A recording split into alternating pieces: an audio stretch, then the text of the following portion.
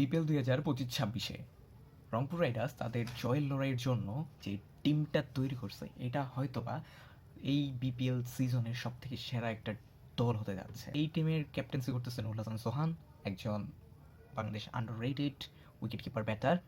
চমকটা হচ্ছে মাহমুদুল্লাহ রিয়াদকে যখন তারা নিল 35 লক্ষ টাকা দিয়া। রাইজিং স্টার মৃত্যুঞ্জয় চৌধুরী, সেই সাথে মিস্ট্রি স্পিনার লাস্ট টাইম আমরা দেখলাম গত বিপিএলে চট্টগ্রাম কিংসের হয়ে খেললেন তিনি আলিস আল ইসলাম। গতি দিয়ে ভয় ধরিয়ে দেওয়ার মতো একজন বোলার নাহিদ রানা।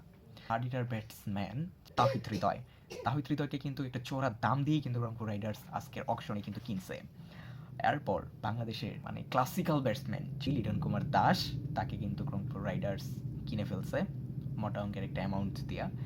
এবং ওয়ার্ল্ডের সেরা বোলার বর্তমানে টি-20 ফরম্যাটে মুস্তাফিজুর রহমান, তাকে কিন্তু সল্ট করে ফেলছে, সল্ট না ডিরেক্ট সাইন ইন করছে কিন্তু রংপুর রাইডার।